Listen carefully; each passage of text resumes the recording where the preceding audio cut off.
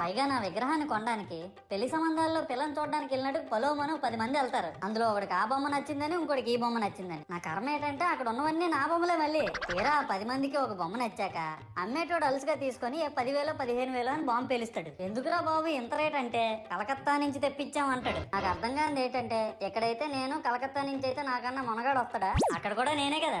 ఇలా నన్ను బజార్లో పెట్టి బేరం ఆడి నా మొహానికి ముసుగేసి వ్యాన్ ఎక్కిస్తారు. ఆ వ్యాన్ డ్రైవర్ గాడు నేను ఉన్నానని కూడా చూడకుండా ఏదో ఆలోచించుకుంటా డ్రైవ్ చేస్తా గతకల్లో గబ్బి గుబ్బి అని తించేసి నా కాల్లో చెయ్యి ఎరగొట్టేస్తాడు. ఈ విషయం చందాలు ఇచ్చిన చిన్నోళ్ళకి తెలిస్తే మళ్ళీ ఇరిగిపోయిన బొమ్మ పెట్టకూడదని ఏ బొమ్మ రాసి కవర్ చేసేస్తాడు. సరేలే జరిగిందేదో జరిగింది, నా భక్తులే కదా కూల్ బ్రో అని చిల్లయ్యే లోపు నన్ను పందిర్లో పెట్టి ముసుగు తీసి నాకన్నా పొడుగున్నే సౌండ్ బాక్సులు 2 నా చెవులు పక్కన పెట్టి డీజే గణేష్ బ్రో అని చెప్పి నా పాటలను కూనీ చేస్తారు. సరేలే పిల్లలు కదా ఇప్పుడు కాకపోతే ఎప్పుడు ఎంజాయ్ చేస్తారు, కాసేపట్లో పూజ స్టార్ట్ చేస్తారని వెయిట్ చేస్తా ఉంటే ఆ 5 రూపాయల వ్రతకల్పన బుక్ చూస్తే అది ఎక్కడ